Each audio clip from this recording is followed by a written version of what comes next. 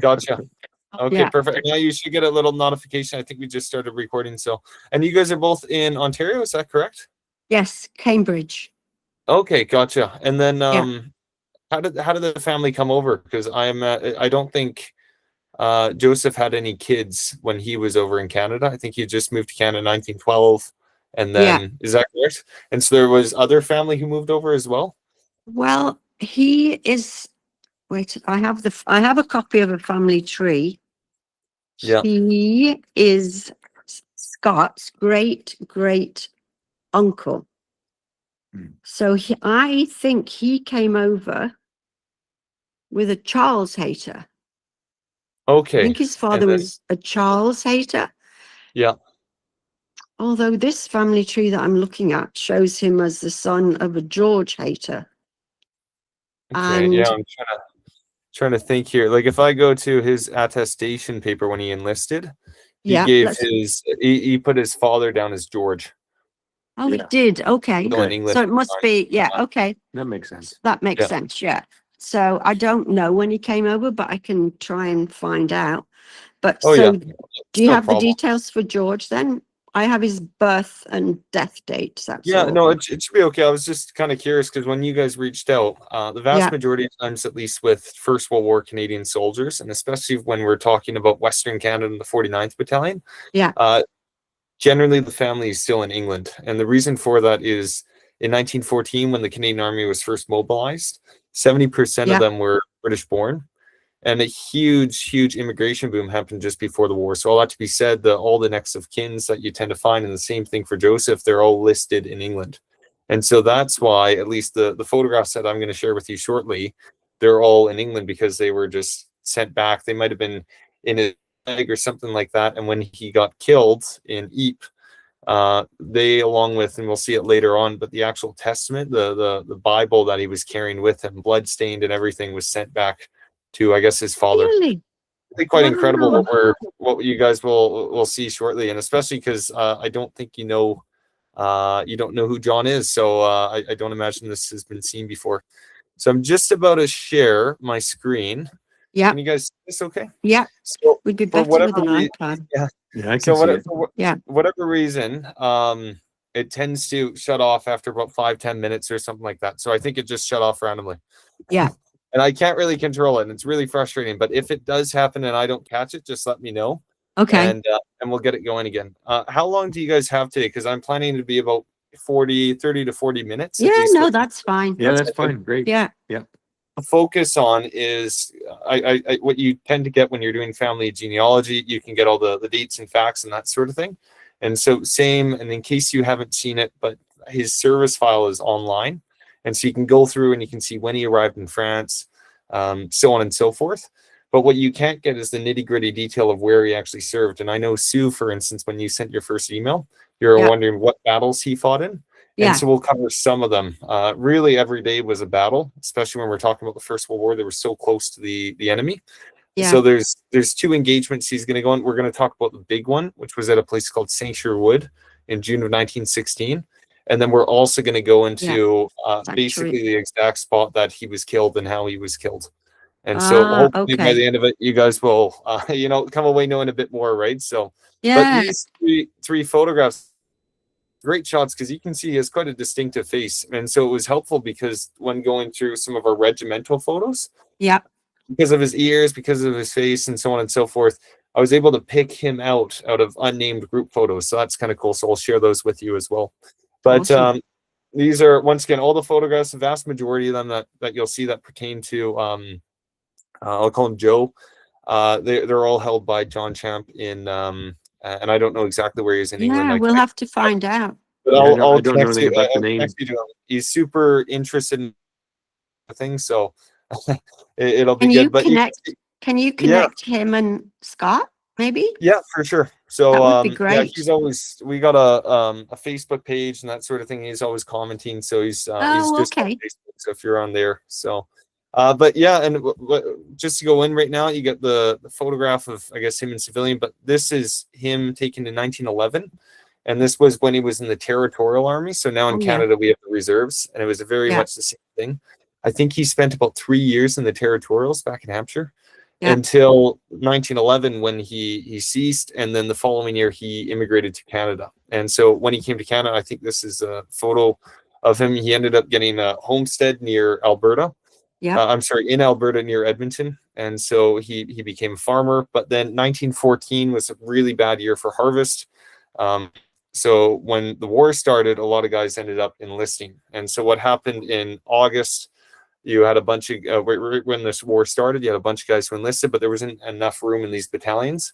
So a lot of the guys waited and waited. So come January, there were going to be 2 new battalions formed. And that included the 49th Battalion. And that's when he's going to join. Oh, so, And yeah. so, Yeah. yeah. And so this is the actual original recruitment poster he would have seen. Yeah. And you can see they're broken down into companies. Now it's hard to make out. It's written really in small font, but they say who the different guys commanding the companies and so on and so forth. And he's going to join this one, C Company, which is going to be commanded by this guy, Harvey Daniel. And and it says here, Captain Daniel's company consists largely of men from outlying districts. So once again, if you remember, he's a farmer, so this matches perfectly. And there's other guys coming in from the mountains, so on and so forth. The pay per day is only $1.10, but once again, that's better than that. And when he joined, it was actually right in this building. The building still stands today in downtown Edmonton. The doors to join this is a new extension, but he would have come in through a parking lot right there now. And this is where we'd add his medical exam. And it's in that room that his attestation papers were filled out. And so you can see all the information, the next of kin, the, so on and so forth. And then also you'll get his signature down here. So this is when he's signing on for service, right? So, so that all happened here. Initially, when they start, there's not enough uniforms and that sort of thing. So it's the winter in northern Alberta, and they're training out just in their civilian jackets near where the legislature grounds are, and they're marching down the streets downtown and so on and so forth. But later on, they're going to move into the exhibition grounds, and by that time they're kitted out. They got their uniform on and everything. And can you guys spot him in the photograph here? No, because I'm looking on my phone. Yeah. No problem. But later on the video, and I send it, and if you guys want to watch it on YouTube or something, you'll quite clearly see this is at least who we believe Joseph is, just based off the face. And this we know for sure it's his platoon shot. So all these guys here would have been guys that Joseph would have known, which is it's kind of neat. So you're literally seeing his comrades. Some other photos we got from John. Here's him and a friend. And so perhaps the same platoon. This was taken about March of 1915. And then this is him at the exhibitions grounds again in about April or May of 1915. There's another shot. It's from a regimental magazine. All these guys were identified, and this is apparently him too. They were doing a sports day event that day. But you can see the nice smile and everything. So obviously he's quite happy and proud to join. By that time, the 49th Battalion was seen as an elite battalion in Edmonton, to the extent that when these guys are walking around, if they do as much as cough, they'll get booted out of the battalion by the medical officer because they only wanted the fittest and strongest guys. And so it was a badge of honor to be part of them. So once again, they're all quite proud. Eventually, what happens is after a couple months of training, they're at full strength. They have about 1,000 guys, and they're going to begin that long journey to get to the front lines from Western Canada. So you can see right here, if we look on the at the globe, they first take a train across the prairies. They march at Parliament Hill in Ottawa. So there's some great photos there. So if you ever go there, that you're walking their footsteps. And then they go into Montreal and the old port there, sail up the St. Lawrence, and then they cross the Atlantic on their own. And there's a lot of fear about German U-boats and stuff like that. But it ends up being all good. And as they approach the Irish coast, they see 2 destroyers, and they're all jubilant. But they arrive in England, and as soon as they get there, they arrive in Southampton. They hop on another train, and then they head over to Kent, so the part closest to France. And from there, they're going to have a couple more months of training, and they march everywhere. So the big thing is just march, and so you get a lot of sore feet by the end of it. But they're really fit and in good shape.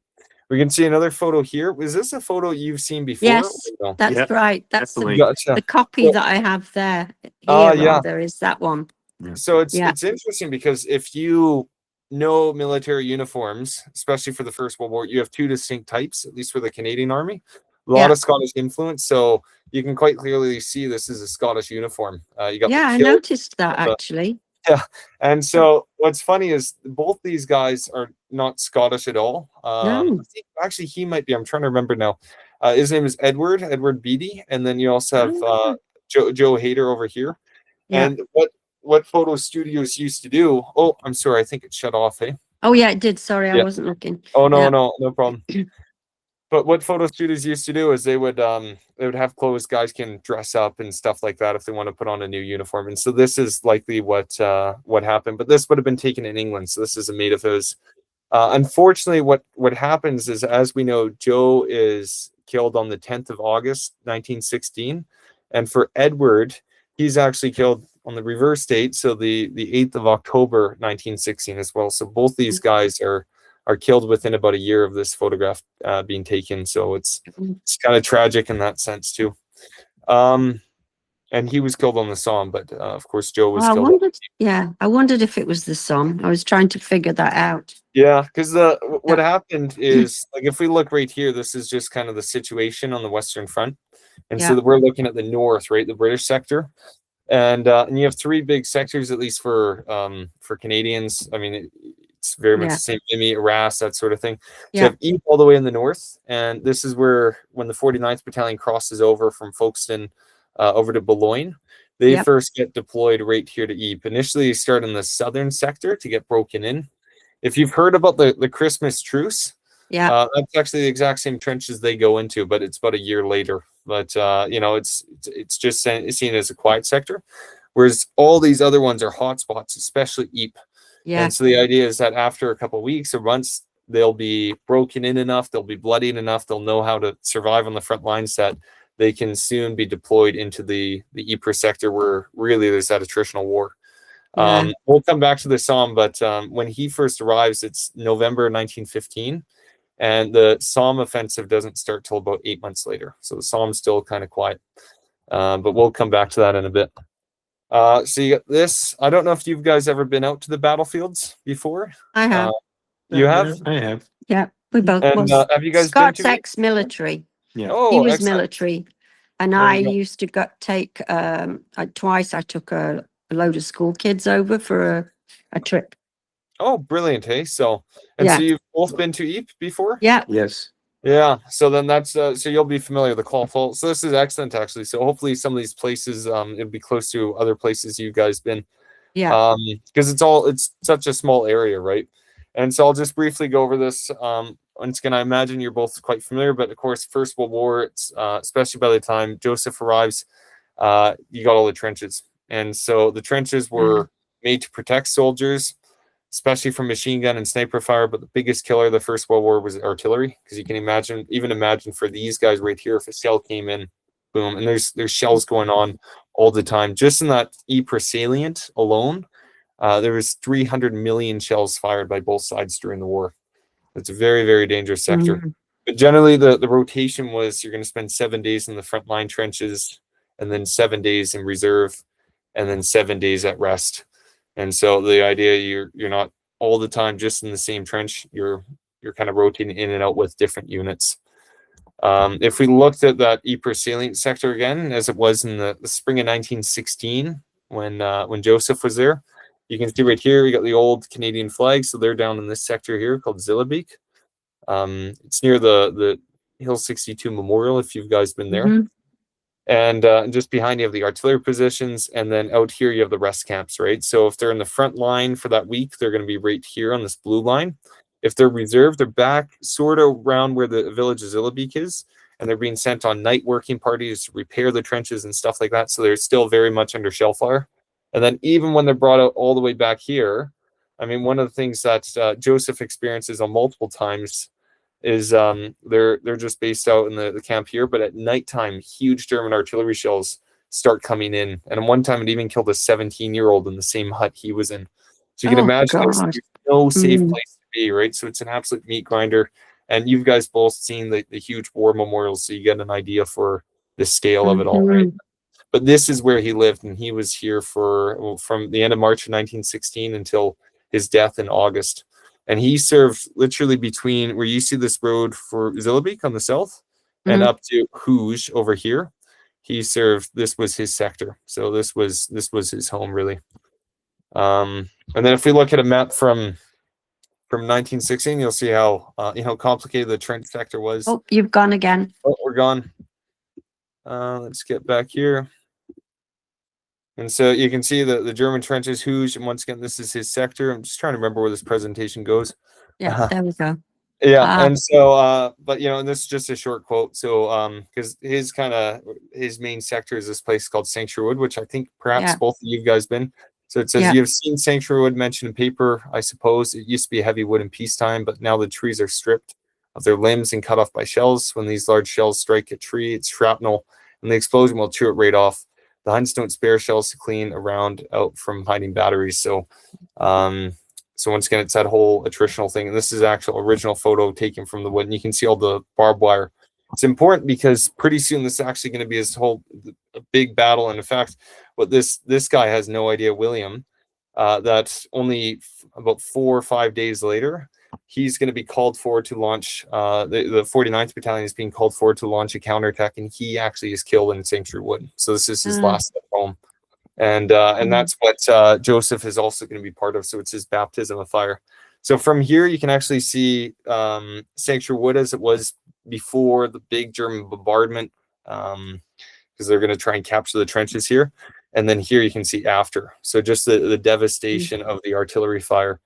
And this guy right here, I'm just going to read the quote because he was in the frontline trenches during that bombardment.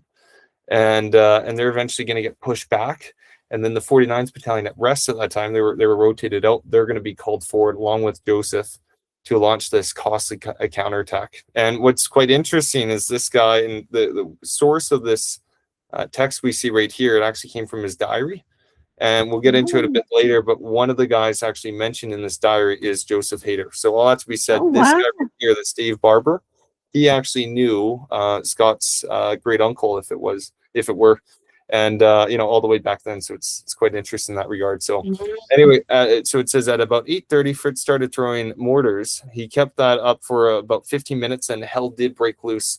For 5 hours, he never stopped. And at exactly 50 minutes to 2, Mr. Fritz came over his parapet, and there were hundreds of them, and all in full marching order, in each one with a long-handed shovel and a rifle. And when they reached our trench, they started shooting liquid fire. So there's literally flamethrowers going on this wood.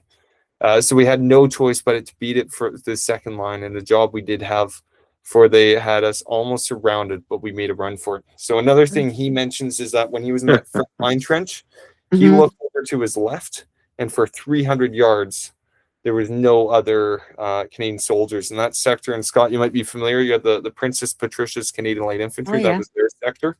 And they get absolutely wiped out. And so because of the massive losses, and they want to keep control of the city Ypres, the line had been broken. The 49th Battalion get called forward. At the time, they're all the way back here at a place called Uterdome. And so they're told to stand to. Some of them are all the way back here in Popperinga. They're at the delousing facilities. Once again, you can imagine the lice and stuff like that. But apparently that morning, they could feel the ground shaking, absolutely shaking.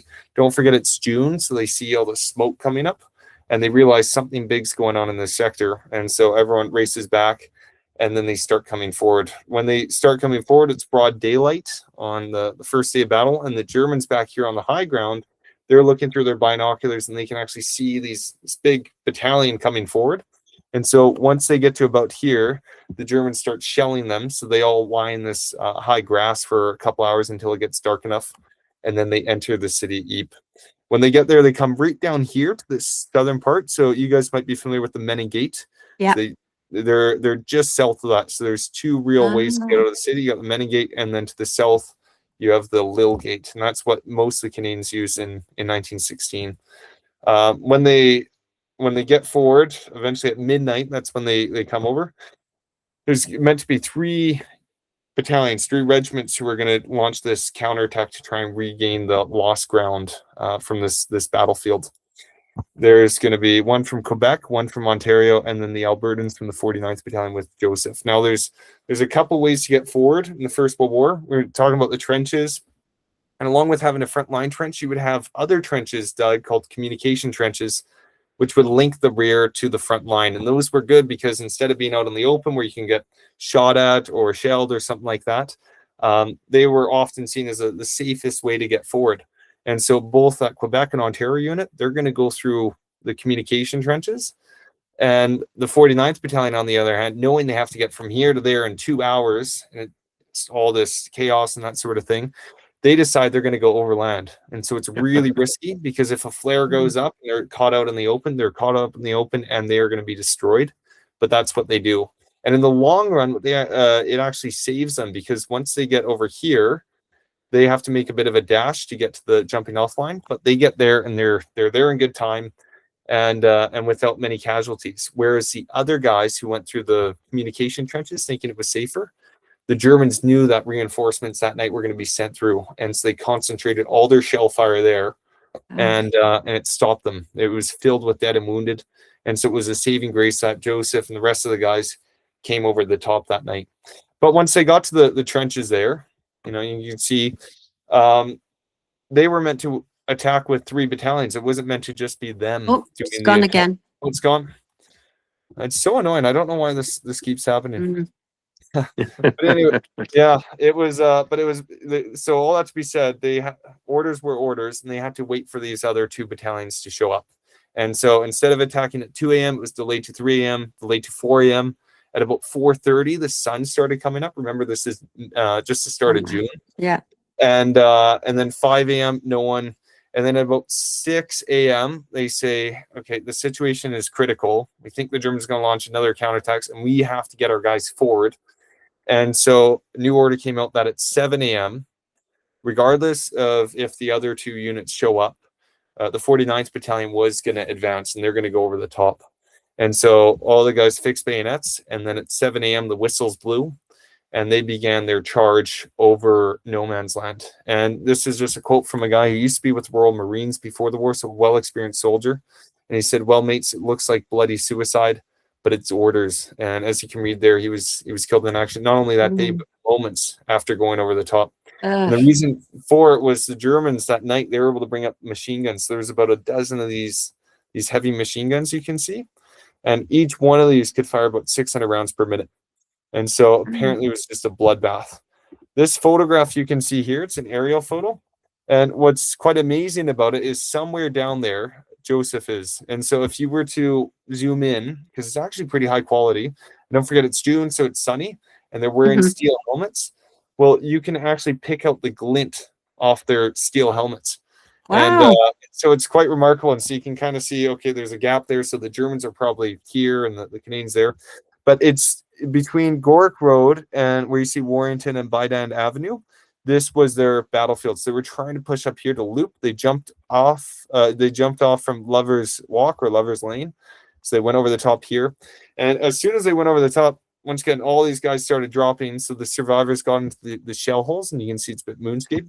And then they eventually crawled into these trenches. And for 40 hours, they were fighting tooth and nail, at times hand to hand, a lot of grenade fighting as well, trying to push the Germans back. And so eventually get to, about the end of where you see the text over here on both. This is a quote from a guy named Alf Canton, who's actually an American. And as you can see, he enlisted underage. He enlisted just before his 16th birthday. And he was with C Company along with Joseph, of course. And you can, if you want, you can read this quote. But it's just horrific fighting because they're fighting in such a small area. The previous day, you had a lot of fighting that happened, and the corpses and the wounded are not being evacuated out, or they can't be quickly. And so it's absolutely devastating. So you can imagine the stuff he was seeing. Yeah. I understand both of you guys have actually been out there, though, right? There's some preserved trenches, yeah. And so the preserved trenches you guys were actually walking in, a lot of them came from after the battle. If you see this trench right here, this is called Hill Street. And so this trench line is actually within that same ground you guys were walking on. And then the road you guys, and then before you went into, you go to that trench museum, there's a cemetery on the right-hand side, if you know what I mean. I don't know if it's just before, but anyway, it's called Sanctuary Wood Cemetery. Yes. And Lover's Walk, where he went over the top in the advance. If you were to go to the back left-hand corner of it, you were literally standing right where he stood when he went over the parapet and he charged towards the German machine guns, which were more or less where that road you drive in on is. And then the Canadian Memorial's up here. So anyway, it's quite incredible if you think about it, that you were, especially for you, Scott, you would have been so close to their footsteps. Well, yeah, it is neat, right? So anyway, and then they eventually came back. So this is the Lille Gate. And so in about midnight on June 2nd of 1916, there were about 600 Fortyniners that come out through this gate. And once again, they're marching to the battlefield. And this is before all that, the horrible battle happens. Then fast forward to the June 5th, so about 3 days later, when they're relieved, it's only 600. I'm sorry, of the 600, there's only about 300, including Joseph, who walks back across this bridge. And once again, it's still there today, right? It's all been repaired, if you will. But yeah, and it was such a traumatic battle because not only for the losses and everything, but don't forget, it's really their first baptism. That they were sent all the way back to this place called Steenverd for about 3 weeks, and the whole idea was you're going to rest and recuperate and that sort of thing. But if you read a lot of the diaries, these guys are waking up in their sleep fighting Germans. Right? So it's just classic PTSD. But if you visit there today, you still get these estaminets, as the soldiers would have known. And so all these bars and buildings, most of them date well back before the First World War, especially the church. And You've so it's gone quite again. neat to go there. Oh, hang on. Let me get it here.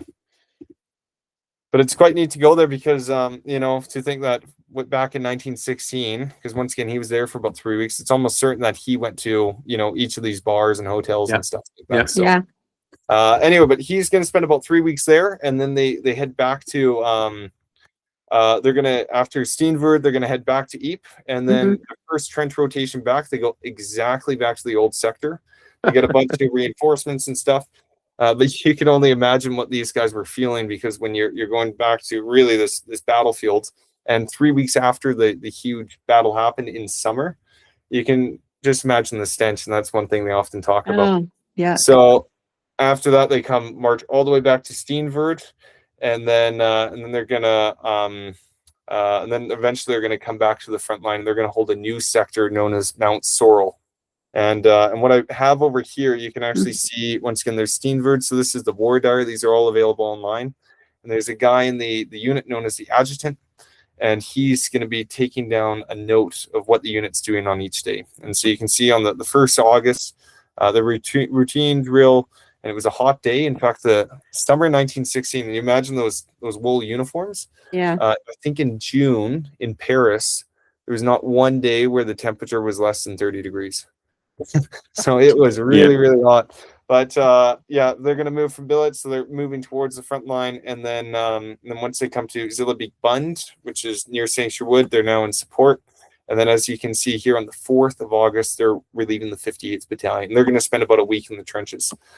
We actually get the information of where C Company was, and this is significant because this is Joseph's company, and this is the trenches he's going to be occupying on what will become his last trench rotation, because they're going to be holding there until he's relieved. And sadly, on the last day before relief, that's when he's going to be killed. So if we look right here, once again, these are the trenches as they were in that summer. So you see all the red, they're the German. And he's going to be right down. I'm just getting my bearings. So this is Saint-Gerwood up here. And then you have a Magwood, and then Mount Sorrel is going to be right over here.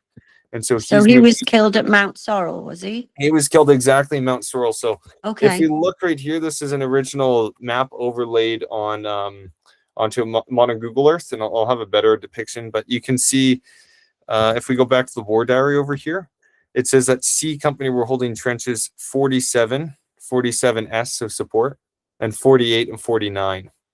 And then B Company are going to hold the ones to their left. And so if we go back here, we can see trench 47 right here on this bend, 48 and 49. So they are literally in this wood line, which exists to this day on Mount Sorrel. So Mount Sorrel, it's not really marked. There's no monument there, but as you can see on Google Maps, someone did. So if you go back there, you can actually go look up and see it. And when we go through again the war diary here, you can see some enemy activity on Mount Sorrel, so on and so forth. And then eventually on the 10th of August, and this is that significant day, which will be his last day, of course, it says enemy appeared to be registering new guns on the front and support lines, causing 6 casualties, of whom 2 were killed. Slight showers. And so one of those 2 that were killed would actually be Joseph Hayter. Wow. No. And if we go back here to this, the account from Dave Barber, who we were talking about before, who was in the front lines, he's with the trench mortars at this point. So he's detached. So he's a bit further back, but he's still getting the news from his buddies because he had trained with Joseph and all the other guys from C Company. So he's close enough to still be in touch. And as he said right here, Fritz's artillery busy registering around Mount Sorrel and Hill 60. I think he's going to start something. So he's imagining an attack or something. They also threw a lot of sausages today, which were high velocity. And then the 49th were relieved tonight. They had many casualties. Sergeant Gilbertson was killed the last afternoon, and also Private Hayter and Miller, all out of 10th Platoon. Wow. And so if you notice here, once again, Sergeant Gilbertson, that'll come up later. And so if we look at the modern map right here, once again, this is Sanctuary Wood. This is where he had his first battle. That's that cemetery, the Trench Museum in the wood here, and the memorial. And so it's just, if you were at that memorial and you looked away from the road, you would see there's some high ground over here, then it swoops down and then it comes back up, and that's Mount Sorrel. And so it was right in this wood line that he was holding the trenches, and the German guns would have been registering on that, and that's where he was killed exactly. Wow. When he's killed by the shell, what happens is the stretcher bearers come in, the working parties, and they bring out the bodies of him and the other, and they're bringing them back to the first cemetery. Oh, You've gone again. Yep. Sorry again. It just gets worse every time I do it. I don't know why. But he's going to be brought back through communication trenches back to the city of Zillebeek. And from Zillebeek, he's taken through back to a place called Zillebeek Bund at the time. That's how the Canadians knew it. Today it's known as Transport Farm, Advanced Dressing Station, which is where he's buried. And you can see and I got a photo coming up soon, but these buildings right here, that's the original farmhouse. It's been a bit bigger now. You also had on the railway tracks right here all these dugouts. That's why they call it Railway Dugouts Burial Ground, and the actual cemetery there. So he would have been brought back all the way here. Now, have either you, Scott, or you, Sue, been out to the grave itself? No, because we only just found out about it. Yeah. Oh, wow. Hey? I was in Ypres twice. Oh, really? And I had if I'd have known, I would have been able to go. Yeah. Yeah, because it's not far at all, right? So, and but so my sister she loves going from England. She goes to Ypres every year because she just enjoys. And so she's going to go next time. Oh, brilliant, hey? Oh, I know. that'll be great. If she happens to be coming in August, we're doing in case if it's any interest to her and she can just join on, or for a day or something. We're actually unveiling some new battlefield memorials out in Belgium and France. Oh, okay. And we're actually, but what's kind of neat about the tour is it's an invite only tour. So the people she'll be traveling with, if she wants to join us for once again just a day, she doesn't have to do the whole thing. She's seen it all, but they're all descendants of the 49th Battalion. So one of the most strongly represented are C Company. So it's kind of cool. And I haven't really shared too much with the families, but there's all these overlap. And we even have one of the commanding officers coming out. We have a VC recipient who was from C Company as well. And he actually served with Joseph. There's another one from 10th Platoon. So literally the same platoon, original 49er. And then, but it might just be interesting like that. That'd be fascinating. The idea is to get all these families together back on the battlefields. And so it'd be kind of a cool thing, because instead of just saying, oh, this happened, it's, there's the descendant there. And so anyway, I can send the details and stuff. Please. That'd be amazing. It might be good. So, but then I'll just show you right here. So this is the cemetery. If you go today, a lot of Canadians. And so it's interesting because with most Commonwealth war grave cemeteries, a lot of them were made after the war when they're bringing in casualties. This is a bit of both. So if you walk around, you'll see dates which go sequentially. So you can see, okay, this is the first guy buried, so on and so forth. And so you don't even have to know where Joseph is exactly. You can follow the dates, and you can see Oh, as the okay. cemetery got bigger and bigger. He's Yeah. going to be buried just over here. And you can see earlier on when we were reading the first-hand accounts, they said that there were some other guys killed by the shelling. And I think Barbara had actually mentioned Sergeant Gilbertson, a guy he knew, and he also knew Joseph. And so you have them buried side by side because once again, they were killed on the same day. They were brought back by the battalion, and they were buried together, which is quite something. Yeah. Now, there's another thing, and you might notice what it's going to get across the sacrifice, but there's actually buried right next to a celebrity, if you will, or this guy's brother was a celebrity. I don't know if you guys heard of the poet. I'm trying to remember Robert Service, and Of course, yeah. so he wrote Cremation of Sam McGee and all that sort of thing. Yep. Well, his brother was killed on the front lines at Mount Sorrel in August of 1916 as well. And this is actually his brother Arthur right here. And so Robert Service publishes a book called Rhymes of a Red Cross Man in 1916 because he's serving with the Main Army Medical Corps. In fact, him and his brother travel all the way down from Dawson City to Edmonton to enlist, which if you wanted to do that today, drive, it's about 2,700 kilometers. So I don't even want to fathom how they did it, right? But they did it. So and sadly, his brother was killed, and it just so happens that, you know, literally one row over, that is ANP Service Lieutenant. And so yeah, it's kind of a neat thing. And but even if you went there, you might not notice that. So but anyway, so this is the grave, as you know. And the other thing, and this is what I mentioned with that guy in England, John. These are the actual medals that he was issued. So he wasn't issued the 1914 Star, if you're familiar, because he arrived a bit later on. He got held back in England a bit. But you have the Victory Medal, and no, he was not part of the LGBTQ2 plus community. This is all the Allied flags together. Yeah. And then and this is the British War Medal for serving overseas. This is for serving on active theater war. And then up here, I don't know if you guys seen this before, but this is known as a memorial plaque. And okay. I thought you were going to say the Mother's Medal, because we had one at the school of one of the guys who died from our school. Yeah, like the very small one, right? With the purple. Yeah. Because now I don't know. We could check his paperwork to see if one was issued. A lot depends if he had a female next of kin. Now we know he wasn't married, and so there wouldn't. Oh, sorry, it went away. You're gone again. So we know it wouldn't have been sent to a wife, but perhaps, we got to check if his mother was still alive. Yeah. Because it might be there and that sort of thing. But I believe both these medals were sent to the father, George. And this is the original wallet. But the whole logic behind these memorial plaques is that in the First World War, it would either be too expensive or sometimes impossible if the soldier went missing to repatriate the bodies. And so in lieu of human remains, these memorial plaques would be sent back. And so they're all unique because the raised letter and right up here, it'll actually say, and we can see it right just barely, it says Joseph Ralph Hayter.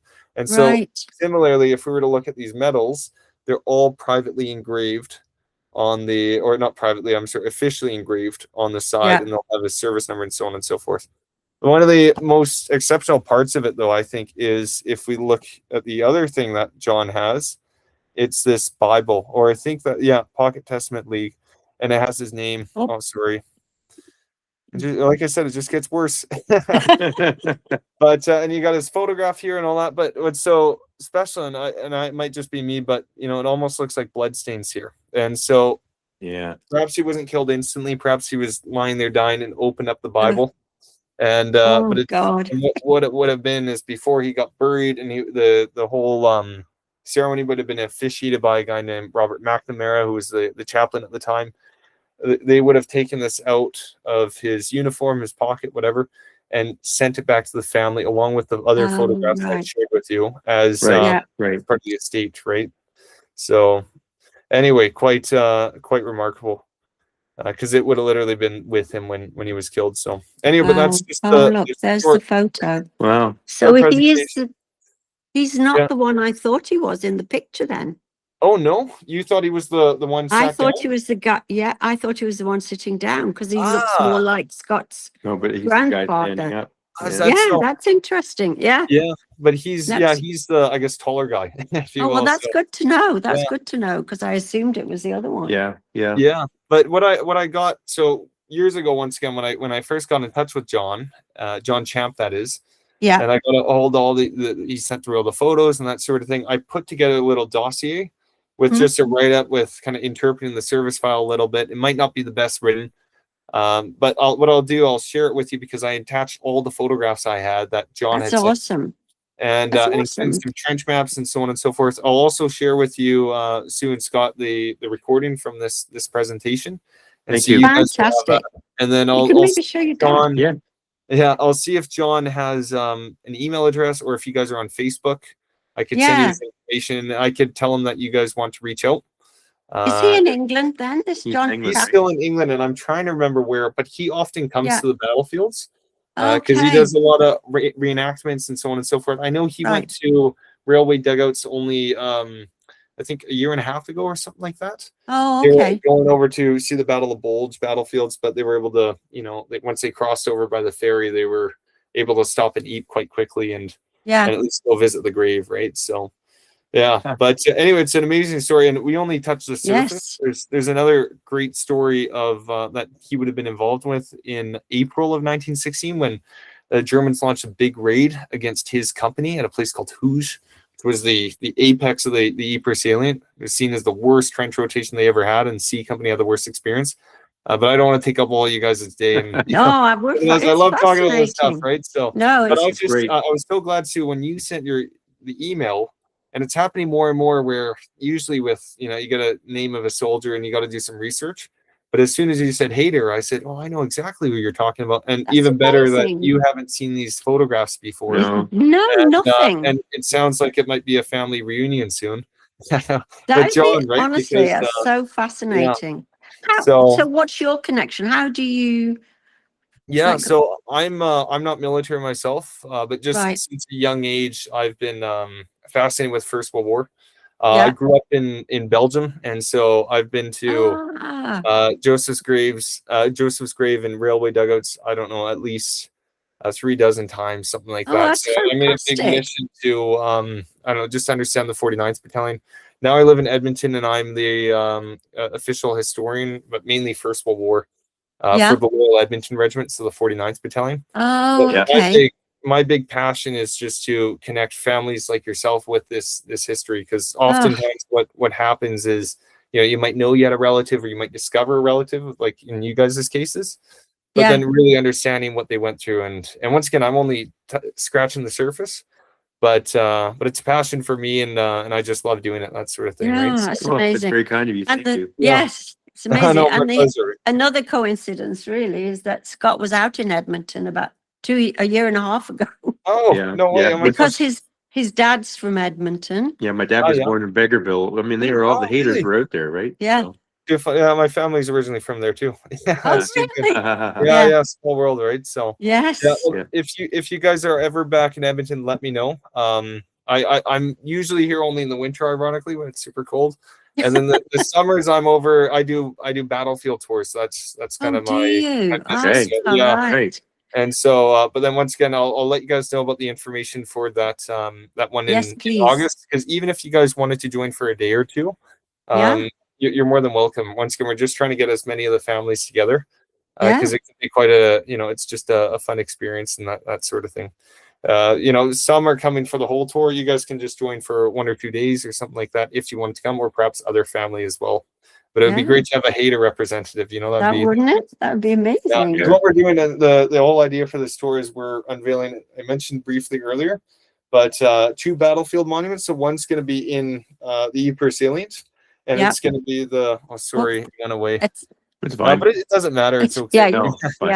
But so the one is going to be for kind of all the 49ers that fought in Belgium, so Joseph included, and that sort of thing. And then the other is going to be in France too, for all the 49ers who fought in France. If Joseph, so I never really touched on this.